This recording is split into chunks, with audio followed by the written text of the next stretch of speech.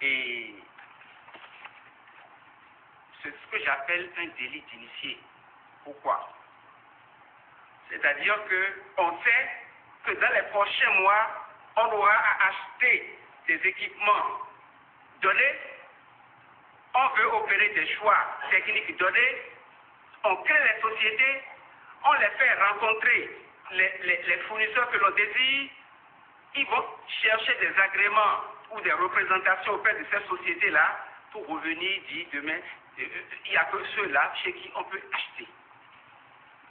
Et le plus grave, Monsieur le Président, honorable député, le plus grave, c'est que ces sociétés, en réalité, ne sont même pas des sociétés appartenant à différentes personnes. Ces sociétés appartiennent aux mêmes individus. Exemple. Je prends le cas de la société SPL. Cette société, le propriétaire de cette société s'appelle M. Niri. Bior Romain Stéphane. Figurez-vous, Monsieur le Président, que ce monsieur est également, dans son groupe, propriétaire d'une autre société qu'on appelle Sénadis, qui a bénéficié d'un marché de 900 millions, alors que l'autre société SPL a bénéficié d'un marché de 1 milliard. Je donne un autre exemple. La société comptoir de distribution et de gestion des affaires, dont a parlé le monsieur le ministre, cette société a eu un marché de 3 milliards et 300 millions. Gré à gré, tout ce que je vous dis, c'est gré à gré. 3 milliards et 300 millions gré à gré. Mais, en réalité, cette société CDGA, figurez-vous, est en même temps le propriétaire réel de la société SPL.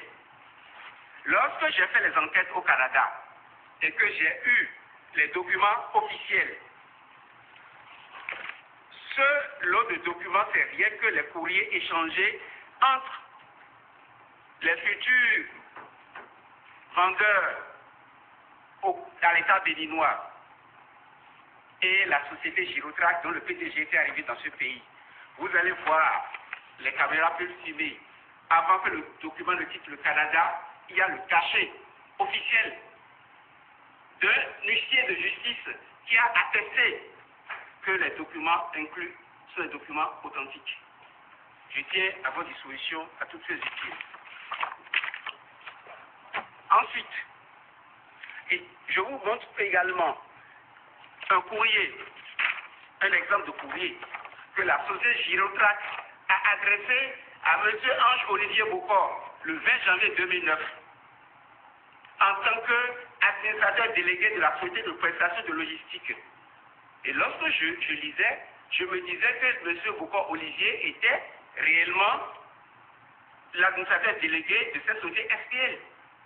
Mais figurez-vous qu'en réalité, M. Bocor-Ange-Olivier est en même temps le propriétaire de la société CDGA qui a eu un marché de 3 milliards et 300 millions. Donc lui seul, il a eu, au travers de la SPL, qui a été créée 4 mois avant l'obtention du marché, qui a eu un marché de 1 milliard, 90 millions, l'autre a eu un milliard de 3 milliards et 300 millions, gré à gré.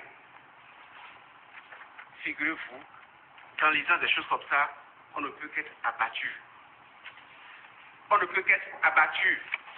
Ceci, tout ce que je viens de dire, me permet de vous préciser ceci, que toutes ces sociétés ont été créées pour les besoins de la cause. Et pour couvrir la supercherie, on fait donc appel à des signatures de contrats de représentation exclusive. J'ai dit qu'on peut constater les accointances entre les responsables de ces différentes sociétés bénéficiaires du marché. J'ai cité donc plein de sociétés, Sénadis, SPL, machin, etc., etc. Et je vous reprécise que le gérant de la société SPL, c'est-à-dire le Nieri là, en réalité, c'est M. Bocor, gestionnaire de la CDGA, qui a épousé la jeune sœur de Nieri. J'ai pour des raisons d'éthique. Monsieur le Président, honorable député, pour des raisons d'éthique et pour ne pas choquer les sensibilités, pour ne pas choquer le peuple béninois, je ne vais pas dire le reste des accointances. Mais si je devais aller loin, on risque de casser ce pays. Mais je n'irai pas plus loin concernant les accointances.